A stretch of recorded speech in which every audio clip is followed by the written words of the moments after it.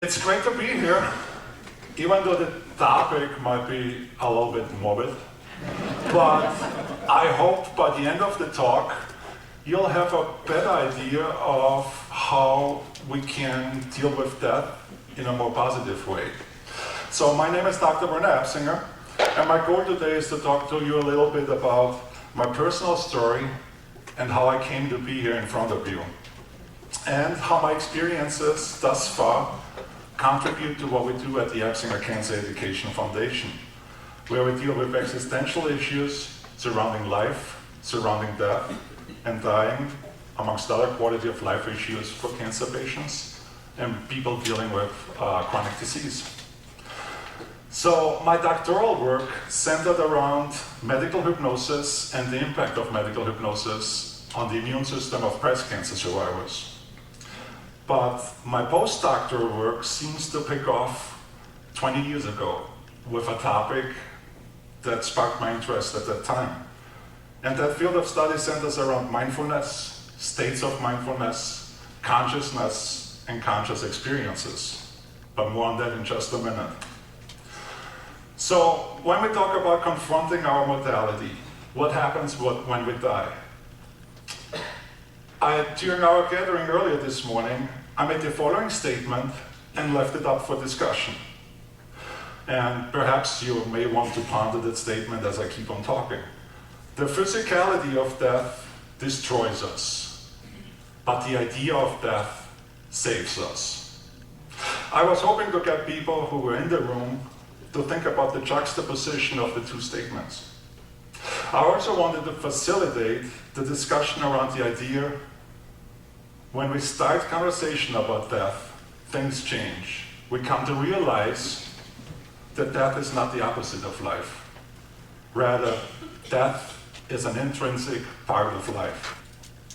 And that by thinking about death in that way, we'll be able to begin to ask really good questions. Questions like, who am I as a human being? How did I come here? Why am I here? What is this life for that I have? How do I want to use it? What is death? What is dying? What does death mean for living? And ultimately, what may happen after death? So my task here today is not to provide you concrete answers. That would be fantastic if I could, but I can't. But my task is to only give you information that will help you to discover your own answers, to deal effectively perhaps with death anxiety and the sense of an unlived life.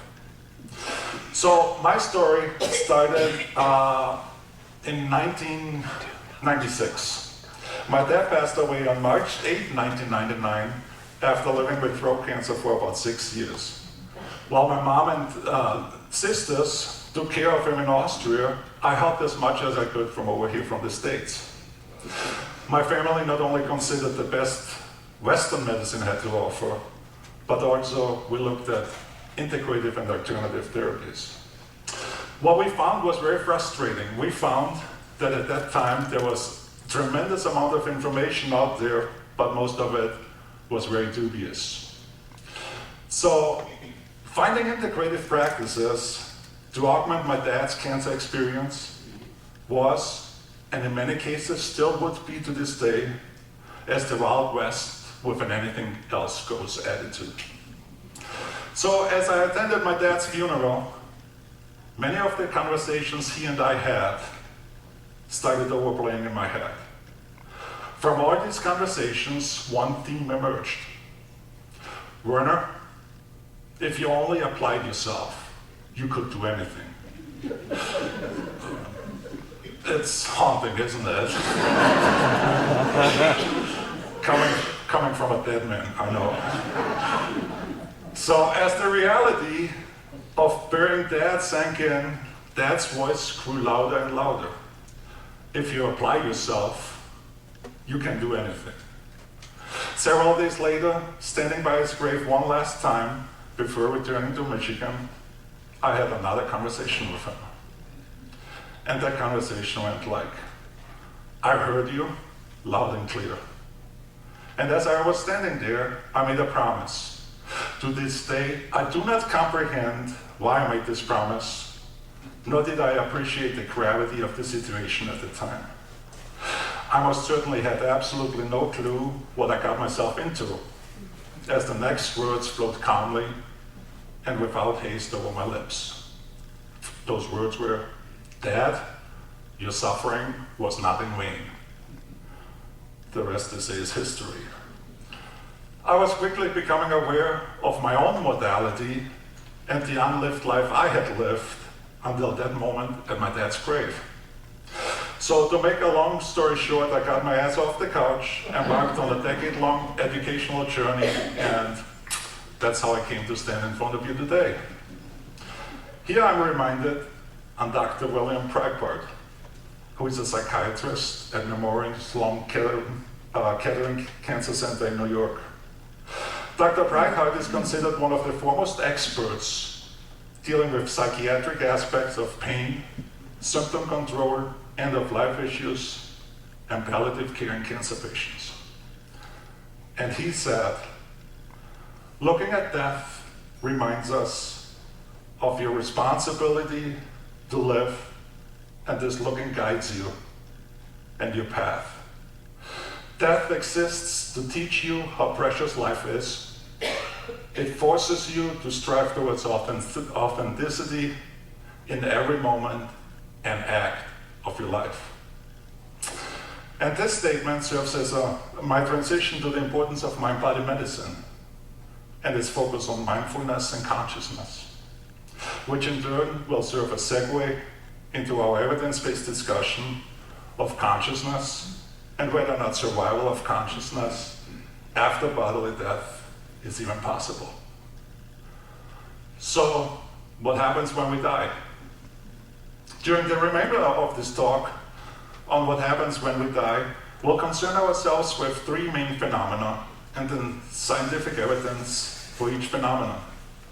I chose these three phenomena because they seem to generate most interest by cancer patients and people with chronic disease. We're talking about suffering, death, existential guilt, how to deal with meaning, loss of meaning, enhancing meaning, and so forth. For example, Viktor Frankl, an Austrian physician and Auschwitz survivor, said that the need to find or create meaning in life is a fundamental motivating force for human behavior. Jean-Paul Sartre, French philosopher, and Albert Camus, French Algerian Nobel Prize winner, both believed that the world is devoid of external meaning. Thus, we, as a human species, must create meaning for ourselves. Based on this meaning-making need of humans, we can extrapolate the following three phenomena and look at the scientific evidence of each. We could look at the mortality of the soul and the ultimate nothingness of death. We can look at, can consciousness survive the body? And what about the idea of a quantum soul? And then we could talk about evidence of reincarnation. So the philosophical investigation of death naturally needs to deal about what is death. So what is human death and how can we determine human death? So examples to the first question include death is the irreversible cessation of organic functioning, and two, human death as the irreversible loss of personhood. There is also a higher brain standard, and the higher brain standard consists of the higher brain consists of the cerebrum, the primary vehicle where consciousness is produced, and the cerebellum, which is involved in coordination of voluntary muscle movements. Using the higher brain standard, death can be defined as death is the irreversible cessation of the capacity to produce consciousness. And this statement causes some conundrum amongst philosophers. The irreversible cessation of capacity for consciousness. So, how can we determine death? Based on this approach, the critical function of the organisms are vital function of the spontaneous breathing and circulation, integrating functions that maintain the organism's homeostasis and consciousness. Scientists once believed that Newtonian physics could answer all these questions. To answer the question, what happens when we die, from the perspective of Newtonian physics, chemistry, and biology, the case is relatively clear and straightforward. A human being dies upon losing all of three of those capacities mentioned earlier. It is that simple, case over. There is no afterlife, there's nothing happens after that. So from the perspective of Newtonian physics and Western science, we developed a practical model and stipulated that mind and brain are the same thing. This is all good and fine, but when you put that model to a test, in the extreme environment, like during a cardiac arrest, the model seems to fall apart. And that's very interesting. See, Newtonian physics ventured into the subatomic realm, and Newtonian physics no longer applied, but quantum physics did. Similarly, what happens at the time of death, and even after death, could be another state of consciousness, with a different set of rules that we currently don't understand. A set of rules that are beyond scientific investigation and our scientific methods can explain. So maybe, just maybe, we have to rethink our stance on the mortality of the soul and the ultimate nothingness of death. Is there any scientific evidence for that? There is some of it.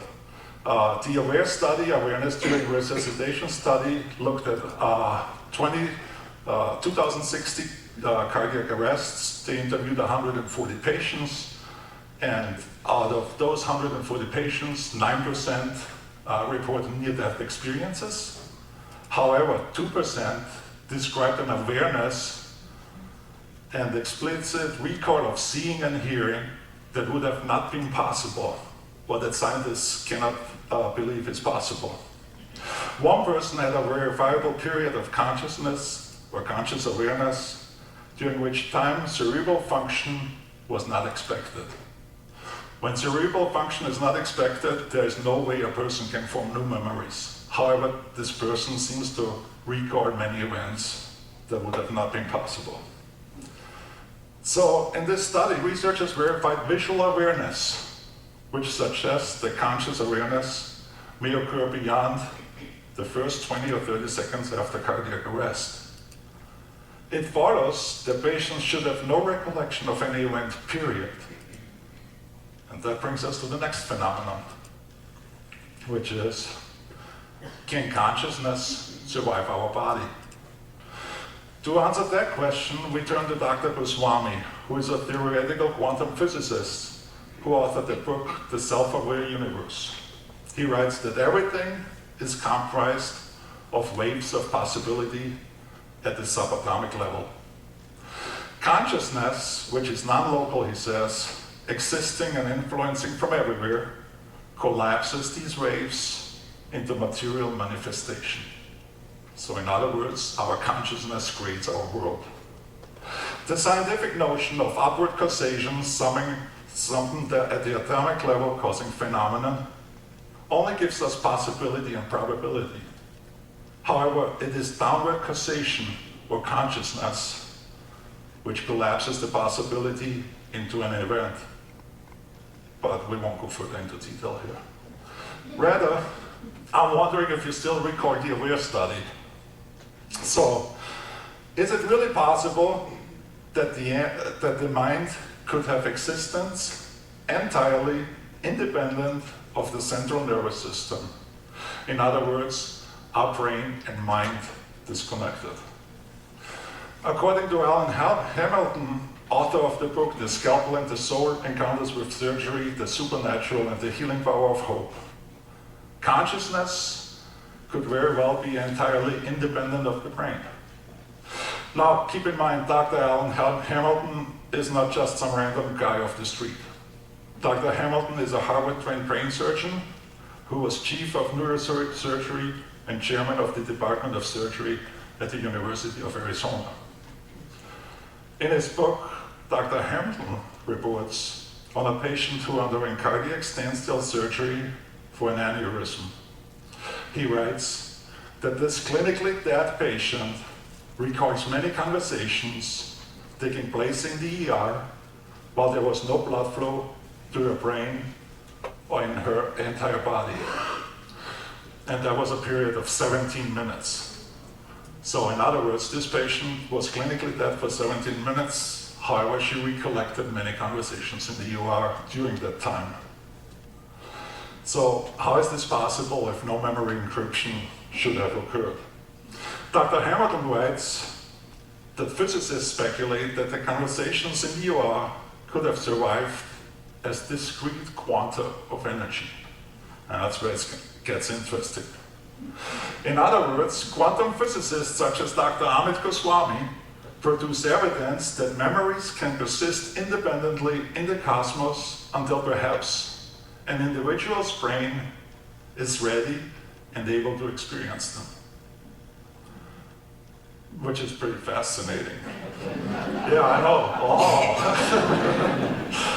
Lothar Schaefer, physical chemist and author of Infinite Potential, What Quantum Physics Reveals About How We Should Live, writes that the only chance you have that your consciousness survives when you die is that there is some consciousness outside, a cosmic consciousness. Dr. Goswami, in a way, confirms by writing that the cosmic consciousness creates memory, causing a feedback loop with the quantum world where information can be the structure of matter, and as such, information cannot be destroyed. So at least we know that all of the consciousness, and give that some thought, all of the consciousness you're aware of for your whole entire life cannot be destroyed. It is stored somewhere. Houston Smith, professor of religion at the University of California, seems to concur. He writes that we can learn that matter, which science considers the most fundamental element, can never be destroyed. So if consciousness is a fundamental element, it cannot be destroyed either. That means when you drop your body, your consciousness is going to remain. And that provides several problems for current scientific thoughts. This brings us to the concept of a quantum soul, so to speak. Stuart Hameroff, MD, who is director at the Center of Consciousness Study and professor at the Department of Anesthesiology at the College of Medicine at the University of Arizona, writes that the nature of consciousness remains deeply mysterious and profoundly important, with existential, medical, and spiritual implication.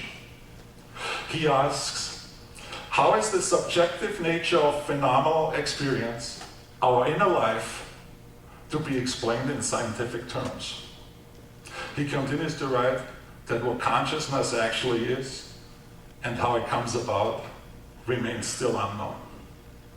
So modern science, however, has a standard model, which is that consciousness emerges from complex computation among brain neurons, computations whose currency is seen as neuronal firings and synaptic transmissions, which he says can be compared to binary bits in digital computing. So we think that consciousness is presumed to emerge from complex neuronal computations that have arisen through biological evolution as an adaptation of living systems, extrinsic to the makeup of the universe. On the other hand, spiritual and contemplative scientists and traditions, and some philosophers, consider consciousness to be intrinsic, woven into the fabric of the universe. In these views, conscious precursor preceded biology, existing all along in the fine-scale structure of reality.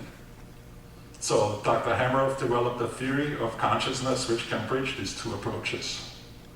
It is a theory developed over the past 20 years with British physicist Sir Roger Penrose. And I'm going to spare you the theory, but It suggests that consciousness arises from quantum vibrations in protein polymers called microtubules inside the brain that control neuronal firing, generate consciousness, and connect ultimately to deeper order ripples in space-time geometry. They say consciousness is more like music than computation. And they also stipulate that once your body dies, blood flow stops. However, this information can survive. So if we live in an interconnected, entangled universe, is there any evidence for that? And there are several studies out there floating around, but I won't mention them here. Is there any evidence for reincarnation then? That's the other big thing people want to know. Is reincarnation possible? So if it is possible that consciousness can exist after death, how could or would one reconnect to this consciousness? How can you reconnect it after you drop your body? Satish Kumar, former monk, longtime peace and environmental activist, writes that it is like changing clothes. When your old clothes get worn out, are you afraid of changing new clothes? No, you get new clothes, right? In the same way, we should think about when our body is worn out, we should not be afraid of getting into a new body, reincarnation. From the Indian perspective, life continues. Life and spirit never end, we just change bodies. Is there any evidence for the reincarnation phenomenon? Well, it's a pretty difficult task to adequately review a 2,260-page book, but Dr. Ian Stevenson wrote just such a book. For those of us looking for scientific proof of reincarnation, his book, Reincarnation and Biology, a contribution of the etiology of birthmarks and birth defects, has hundreds of carefully researched cases examined with the intent of studying a segment of the reincarnation phenomenon. Dr. Stevenson is a psychiatrist who has published many prior works on that topic. So, now my final question, what really happens when we die? Bottom line is, we still don't know. We still don't have enough evidence. But, as we bridge our inner noetic experience and our outer rational experiences, or ways of knowing, and as religion and science intersect, we might see the emergence of an evidence-based spirituality, which according to Marilyn Schlitz, author of Death Makes Life Possible, Revolutionary Insights on Living, Dying, and the Continuation of Consciousness, could mark the genesis of an entirely new worldview for the 21st century. Engaging in this question may perhaps offer a glimpse of new possibilities. We can consider our own mortality from a different perspective that may or may not diverge from the conversation of the day. Because we engage in this very important conversation about death and dying, we are addressing the denial of death. It is certain that we do not have answers to all the questions surrounding death. We might not even have the vocabulary to know which questions to ask. But each of us, as we begin to embrace death, as we are allowed to live life so much more fully and so much more joyfully because we realize that we don't have all the time in the world, we can't say, well, I do it mañana, because we want to embrace today, because there might not be a mañana. If we are not acknowledging death's reality, it's present with us at any moment, we are really selling ourselves short. We're closing ourselves off to a whole aspect of life. Death is not the opposite of life. It is part of life. Thinking about death and dying helps us to ask and find answers for ourselves to the big questions. And subsequently, we engage in the conversation and share our experiences with one another. We can help shift our common vision to one that embraces the natural cycle of life and death. Thus, we may overcome our fear of death and live with greater purpose, balance, harmony, shifting our discourse from one of fear and anxiety of death to one of awe and wonder. Thus, in the broader sense, we may help ourselves, our relationships, and the social world we share. I got news for you. As if you didn't know, the mortality rate is still 100%. It is still one per person, and that's not going to change soon. So it's not about how long we live, it's about how well we live.